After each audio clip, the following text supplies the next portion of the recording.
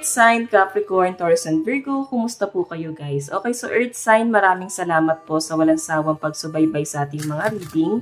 And kung kayo ay bago pa lang sa ating channel, mag-subscribe na po kayo guys. And i-click mo na rin yung ating notification bell para lagi po kayo guys updated sa ating mga bagong upload. Tingnan natin Earth sign, ano ba ang inyong gabay?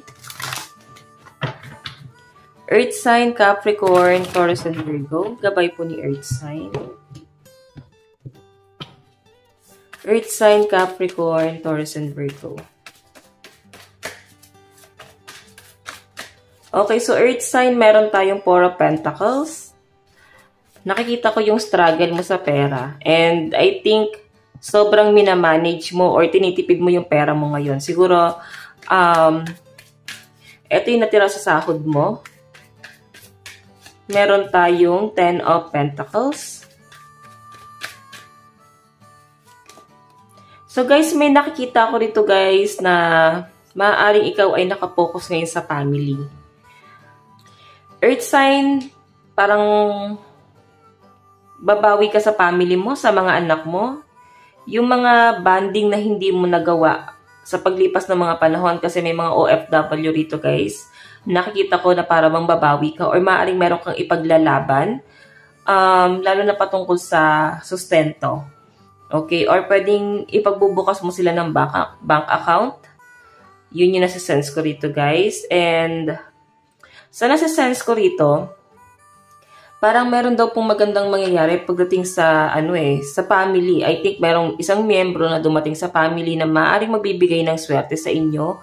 Or pwedeng isa sa miyembro sa family ang dumating na parang dahil doon nagkaroon ka ng motivation na parang mag-grow pa. Pwedeng may bata, pwedeng may nanganak, or pwedeng nanganak ka.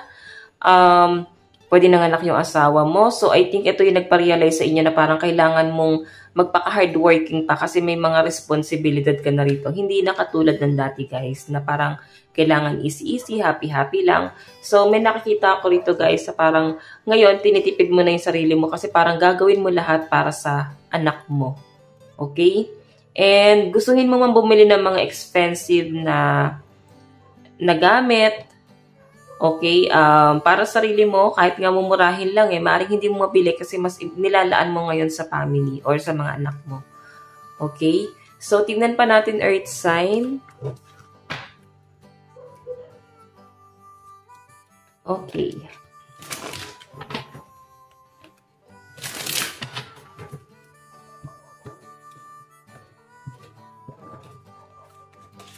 Pagdating po sa career ng mga Earth sign,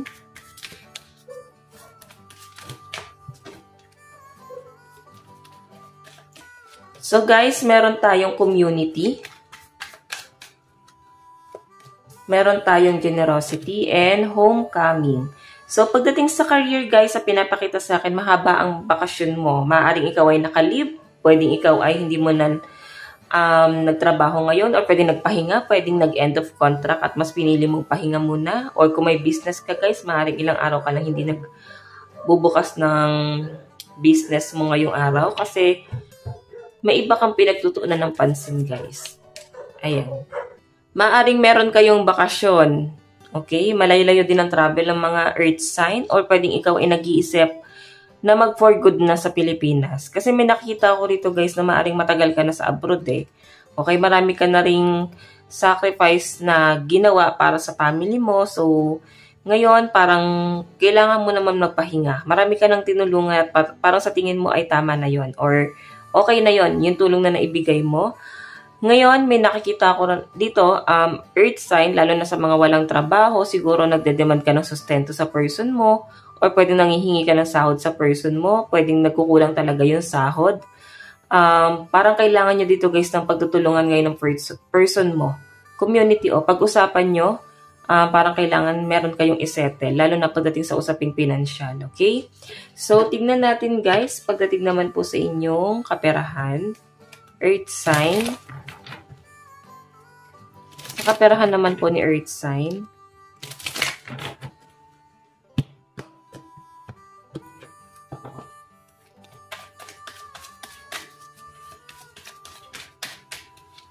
So guys, meron tayong upheaval, may transformation pagdating sa inyong financial. So I think kinakapos ka sa pera. Kaya parang nakakaisip ka dito, Earth sign, ng mga bagong idea kung ano pa ba yung mga dapat mong gawin or paano mo masisave yung financial mo ngayon.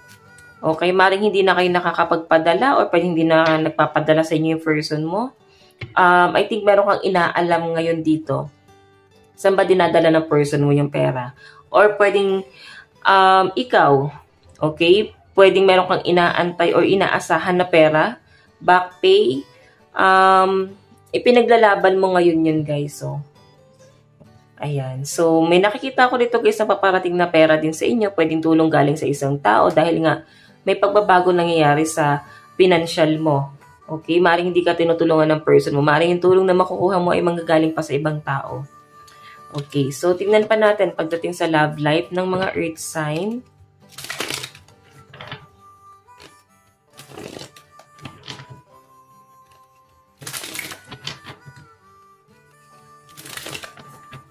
Sa love life naman po ng mga earth sign.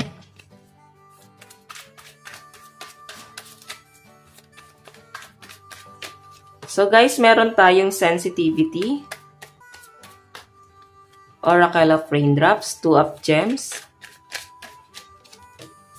collaboration. So may paninimbang ngayon guys. Maaring para bang naninibago ka sa person mo ngayon. Para bang ngayon gusto kanyang tulungan. Ayan, may collaboration. Parang dati, hinahayaan ka lang niya sa ginagawa mo. Lalo na guys sa matagal na yung relationship. O yung iba sa inyo guys, bago pa lang.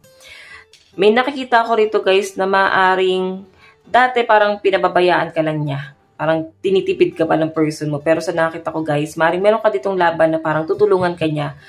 Pagdating doon sa laban na yon, may mga ina-advise sa yung person mo at maaring naninibago ka sa kanya kasi hindi mo naman siya nakilalang ganito guys. And ngayon, parang bakit siya nagkakaganito? And ayan, yung nakikita ko earth sign, napapaisip ka bakit may ganito siyang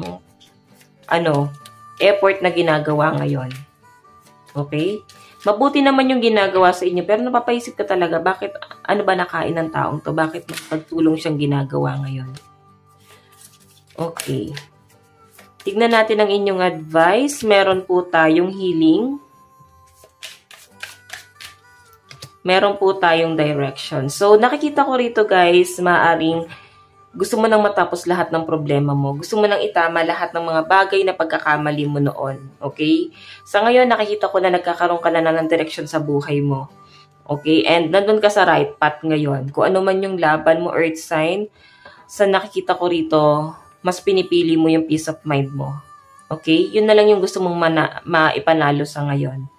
Tignan pa natin. Parang meron kang pinaglalaban at alam mong tama ka sa pinaglalaban mo.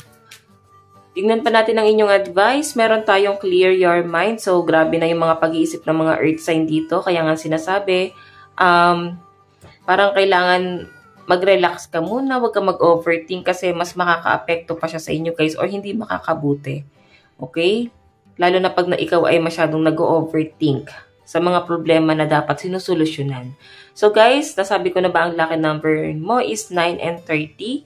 Ito lang naman po ang inyong reading. Hanggang sa muli. God bless and love you all. Bye-bye po!